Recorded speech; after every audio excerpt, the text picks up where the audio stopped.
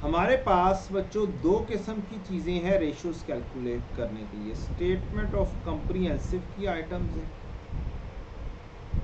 और statement of financial position की items.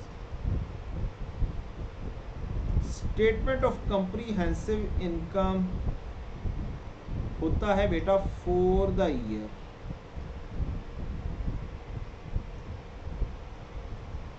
और स्टेटमेंट ऑफ फाइनेंशियल पोजीशन होता है एज एट। मतलब क्या? मतलब ये कि स्टेटमेंट ऑफ कंप्रीहेंसिव इनकम की आइटम पूरे साल को रिप्रेजेंट करती हैं और स्टेटमेंट ऑफ फाइनेंशियल पोजीशन की आइटम किसी एक डेट को रिप्रेजेंट कर रही होती है। अब हमारे पास दो तीन मुख्तलिफ किस्म के फार्मूलाज, एक है रिटर्न ऑन कैपिटल एम्प्लॉयड, इसका फार्मूला है profit before interest and tax divided by capital employed. Capital employed क्या होता है? वो होता है आपका इक्विटी, यानी कि जो ओनर्स ने इन्वेस्ट किया हो, कैपिटल लगाया हो, प्लस लॉन्ग टर्म लोन जो बैंकर्स ने और दूसरे बड़े इन्वेस्टर्स ने लगाया हो। अब ये बैलेंस शीट की आइटम है, स्टेटमेंट ऑफ फाइनेंशियल पोजीशन की आइटम है, ये आइटम है प्रॉफिट एंड लॉस या सौकी की आइटम। एक चीज़ रिप्रेजेंट कर रही है पूरे साल को और दूसरी चीज़ रिप्रेजेंट कर रही है किसी एक दिन को। तो ये फिर रिप्रेजेंटेटिव नहीं है, लाइक विद लाइक नहीं है। It is not like with like, it is not right now like with like. एक चीज पूरे साल की और दूसरी चीज किसी एक दिन की हो, ये तो बात सही नहीं है। ऑन अदर हैंड एक और फार्मूला है gross profit ratio, gross profit over sales. ये भी फॉर द ईयर है, पूरे साल का है, प्रॉफिट एंड लॉस से रिलेटेड है, ये भी फॉर द ईयर है, ये भी सौकी से रिलेटेड है, प्रॉफिट एंड लॉस से रिलेटेड है, लिहाजा ये लाइक विद लाइक है।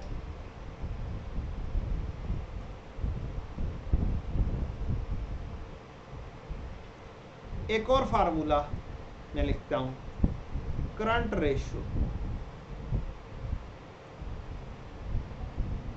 Current assets over current liabilities.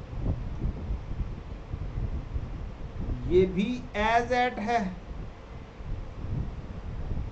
और ये भी एज एट है। ये भी क्या हो गया? लाइक विद लाइक हो गया। तो ये दोनों लाइक विद लाइक हैं। लेकिन जहां पर एक आइटम्स प्रॉफिट एंड लॉस या सौकी से रिलेटेड, दूसरी स्टेटमेंट ऑफ फाइनेंशियल पोजीशन से रिलेटेड, यहां पे लाइक विद लाइक नहीं है। अब अगर मैं इसकी एवरेज ले लेता हूं, opening plus closing divide by 2 कर देता हूं, तो ये क्या हो जाएगा? लाइक विद लाइक हो जाएगा। अब ये एवरेज पूरे साल की रिप्रेजेंटेटिव हो जाएगी। क्या हो जाएगी? पूरे साल की रिप्रेजेंटेटिव हो जाएगी। Opening plus closing divide by 2।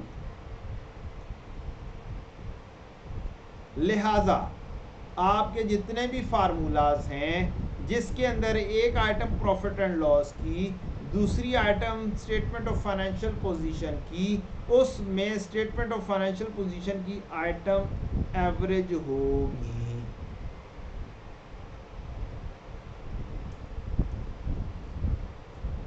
हर वो रेशो जिसमें न्यूमरेटर और डिनोमिनेटर, एक आइटम ही लिख देता हूं जिसमें एक आइटम सौकी से और दूसरी स्टेटमेंट ऑफ फाइनेंशियल पोजीशन से होगी, उस रेशो में स्टेटमेंट ऑफ फाइनेंशियल पोजीशन वाली आइटम एवरेज किया करेंगे या एवरेज लिखा करेंगे। ये बात होगी पहली। अब अगली बात जो कि बहुत ज़्यादा कंफ्यूज करती है पास पेपर करते हुए, वो मैं स्टार्ट से क्लियर कर देता हूँ। वो रिलेट इससे कर रही है, इसी बात से। मेरे पास 2 साल है, 2016 2015। मुझे कहा गया है, इसको ऐसे नहीं लिखते हम, 2015 पहले लिख लेते हैं, 2016 बाद में लिख लेते हैं। 2 साल है। मुझे कहा गया दोनों सालों की रेशियोज को कंपेयर करो, दोनों सालों की रेशियोज को कंपेयर करो या कैलकुलेट करो इवन। अब सिचुएशन, मैंने जो ऊपर फार्मूला लिखा था वही फार्मूला लेता हूँ। रिटर्न ऑन कैपिटल एम्प्लॉयड, बहुत मशहूर formula, return on capital employed. मैं फार्मूला तो ये लिखूंगा, profit before interest and tax divided by average capital employed. Formula मैं ये एवरेज के साथ ही लिखूंगा। लेकिन अब मुझे वंस अगेन लॉजिक देखनी है, क्या मैं 2 सालों के लिए दोनों सालों की एवरेज कर सकता हूं? क्या मैं दोनों सालों के लिए एवरेज कर सकता हूं? मेरे पास 2007 का क्लोजिंग है, 2016 का ओपनिंग है। मेरे पास 2015 का क्लोजिंग है, ओपनिंग नहीं दिया हुआ, क्योंकि मुझे फाइनेंशियल स्टेटमेंट्स दी हुई हैं 2016 और 2015 की। 2 सालों की फाइनेंशियल स्टेटमेंट ऐसे लिखी हुई हैं, 2016 और 2015, और लिखा हुआ है कैपिटल लॉन्ग टर्म लोन, और मुझे वैल्यूज दे दी गई हैं। Capital 2500, long term loan 500, 700। अब अगर मैं चाहूं तो मेरे 2016 का क्लोजिंग, 2016 का ओपनिंग मौजूद है।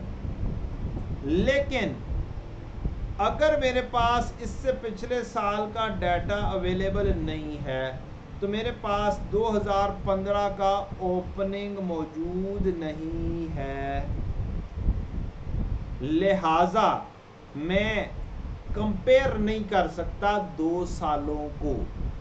2 सालों की रेशियोज पैरेलल में विद एवरेज नहीं कैलकुलेट कर सकता।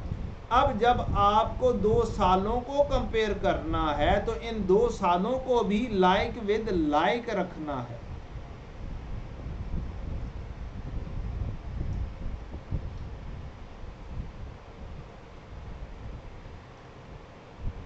अब अगर ऐसी सिचुएशन हो तो मैं मजबूरी में, किसमें? मजबूरी में, अगर ऐसी सिचुएशन हो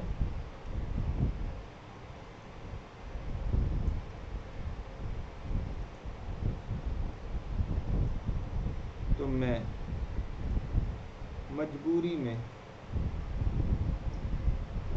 दोनों साल की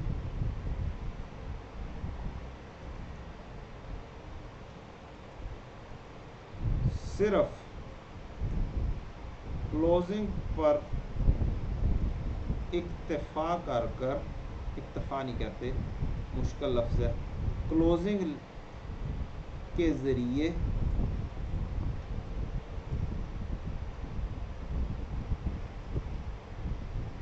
रेशो मालूम कर लूँगा या गी।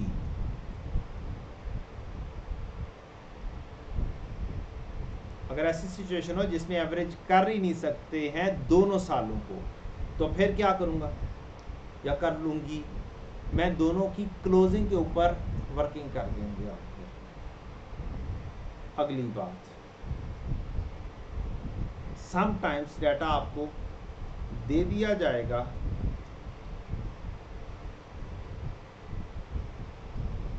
2016, 2015, 2014 capital long term loan 2500, 2000, 1800,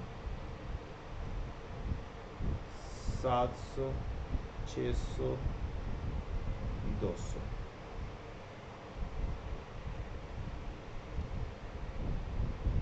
PBIT over average capital employed, return on capital employed का फार्मूला।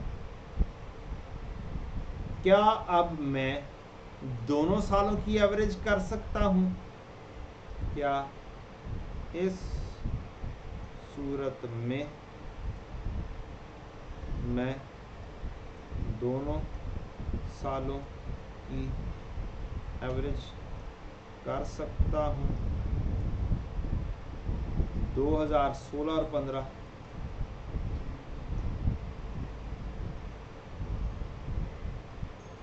और मुझे कहा भी यही गया है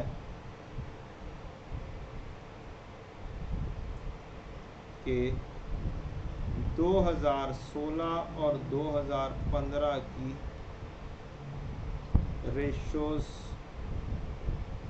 कैलकुलेट कर दें। तो फिर इस सूरत में मैं जब दोनों सालों की एवरेज कर सकता हूं तो फिर मैं लाजमी तौर पर क्या करूंगा, एवरेज ही करूंगा। मैं ओपनिंग 2016 का काम करते हुए 2015 का काम करते हुए मैं एवरेज लूँगा।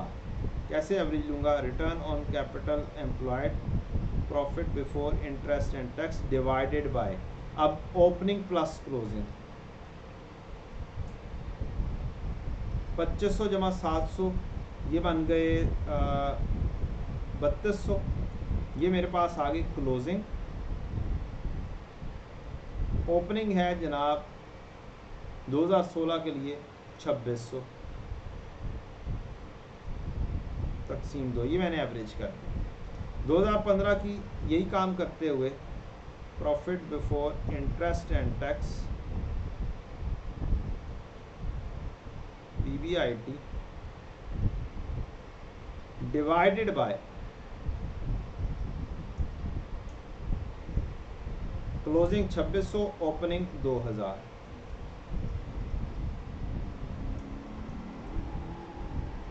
आप बेशक पहले क्लोजिंग लिख लें, क्लोजिंग प्लस ओपनिंग कोई फ़र्क नहीं पड़ता। तो मैं क्या कर दूंगा, मैं एवरेज कर सकता हूँ। ऑन अदर हैंड पिछली सिचुएशन में यहाँ पर अगर मुझे 2016 और 2015 की रेशो मालूम करनी होती, profit before interest and tax, मैं नहीं कैलकुलेट कर सकता था, लिहाजा मैंने सिर्फ क्या वैल्यू ले लेनी है, 2500 जमा 700 3200 और PBIT डिवाइडेड बाय 2500 2015। ये हमारी रिटर्न ऑन कैपिटल एम्प्लॉयड की कहानी आ गई। This is a thing that you should follow. कहाँ पर एवरेज करनी है, कहाँ पर एवरेज नहीं करनी, ये फुल फ्लैज डिटेल में आपको मैंने गाइड कर दिया। जहाँ पर आपके लिए पॉसिबल होगा एवरेज करना दोनों सालों के लिए तो आप कर देंगे। तीसरी सिचुएशन,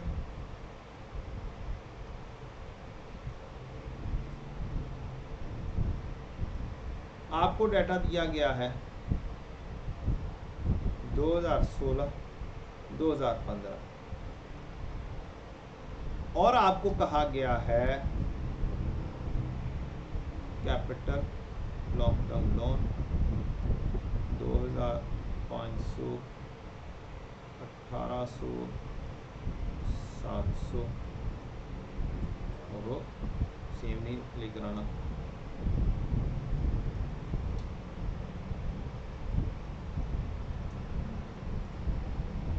तो इस सूरत में और मुझे कहा गया रिक्वायरमेंट है